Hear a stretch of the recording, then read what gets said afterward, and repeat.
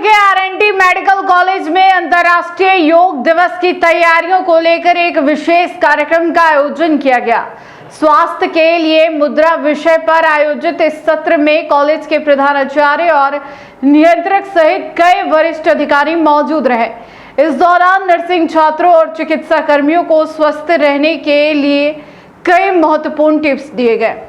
उदयपुर के RNT medical college के सभागार में सोमवार को स्वास्थ्य के लिए मुद्रा कार्यक्रम की शुरुआत हुई। इस सत्र का मुख्य उद्देश्य आमजन और चिकित्सा क्षेत्र से जुड़े लोगों को योग के प्रति जागरूक करना था।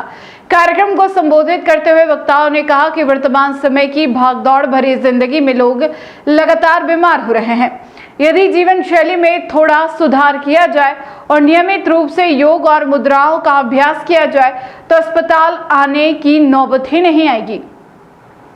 उन्होंने बताया कि आज से 50-60 साल पहले हृदय रोग, डायबिटीज और किडनी से जुड़ी गंभीर बीमारियां बहुत कम होती थी, क्योंकि उस समय लोग शारीरिक श्रम अधिक करते थे और उनका खान पान शुद्ध होता था। आज के फास्ट फूड कल्चर ने लोगों की सेहत को बिगाड़ दिया है।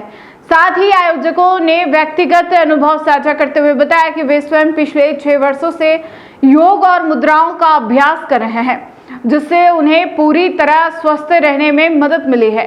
उन्होंने बताया कोरोना काल में नोडल अधिकारी के रूप में कार्य करते समय उन्होंने देखा कि योग और मुद्रा विज्ञान के माध्यम से मरीजों के ऑक्सीजन स्तर में चमत्कारिक सुधार हुआ।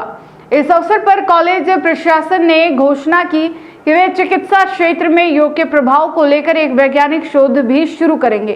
कॉलेज के लगभग 700 पीजी छात्र हैं जो ब्लड प्रेशर, लीवर और किडनी की बीमारियों पर शोध करते हैं। अब इन मरीजों पर योग और मुद्रा के सकारात्मक प्रभाव का भी अध्ययन किया जाएगा, जिसके निष्कर्षों को राष्ट्रीय और अंतर्राष्ट्रीय शोध पत्रिकाओं में प्रकाशित कराया जाएगा। कार्यक्रम में बड़ी संख्या में डॉक्टरों, नर्सिंग अधिकारियों और छात्रों ने भाग लिया। कि लोग बाग आते हैं बीमार हो रहे हैं, मुद्रा और योग का ये है कि वो बीमारी नहीं पड़ेंगे। अगर मुद्रा का नियमित रूप से अगर उपयोग में लेंगे और योग प्रतिदिन करेंगे तो चिकित्सालय आने की जरूरत ही नहीं पड़ेगी। काफ़ी कुछ वो बीमारियां हैं जो लाइलाज बीमारी है, जो क्रॉनिक बीमारी है, वो अपने आप ठीक हो सकती है।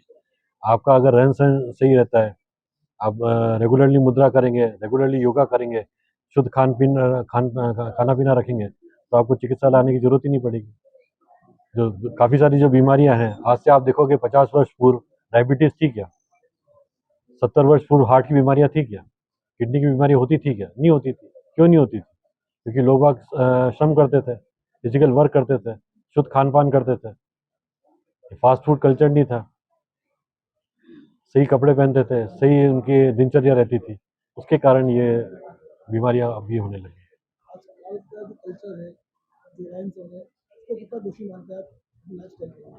ये भाग दौड़ की जिंदगी है, अपने ऊपर, शरीर के ऊपर भी ध्यान देना चाहिए। एक लिमिट क्रॉस नहीं करनी चाहिए आपको।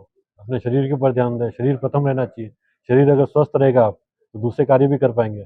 शरीर स्वस्थ नहीं रहेगा तो फिर आपको दिक्कत रहेगी।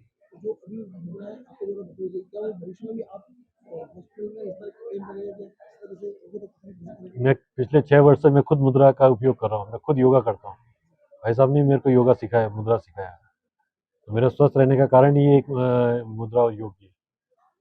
और मैं खुद प्रमोट करता हूँ इस चीज़ को कि वो करना चाहिए, ताकि आपकी जो क्रॉनिक बीमारियां हैं वो हो ही नहीं पाएंगी। जब बीमारी नहीं होगी तो फिर आपको इलाज तक आने नहीं पहुँचना ही।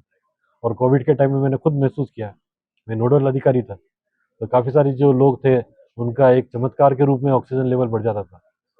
मैंने खुद ने महसूस किया, देखा। इसका ये प्रिवेंटिव एस्पेक्ट है, मुद्रा और योग जो है प्रिवेंटिव एस्पेक्ट है, और मेडिकल साइंस जो करती है वो ट्रीटमेंट पार्ट करती है। जब आपकी केस बिगड़ जाता तब उसको ठीक करने के लिए अपन उस स्थिति में पहुंचे ही नहीं, वो चीज़। सर आपने कहा रिसर्च करेंगे तो किस तरह? रिसर्च ये है कि एक साइंटिफिक इसके अंदर वो भी होना चाहिए, मेथड भी होना चाहिए। हमारे यहाँ काफ़ी सारे रिसर्च स्टूडेंट है, थीसिस होती है, करीब 700 पीजी स्टूडेंट्स हैं, तो उसके अंदर हमारी थीसिस होती है, ब्लड प्रेशर पे होती है, किडनी पे होती है, लीवर पे होती है, उन सबकी बीमारियों पे होती है।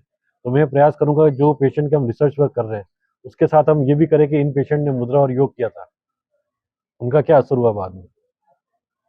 तो एक साइंटिफिक रिसर्च आएगा जिसके पब्लिकेशन नेशनल इंटरनेशनल जर्नल्स और उसके अंदर ही पब्लिश होंगे।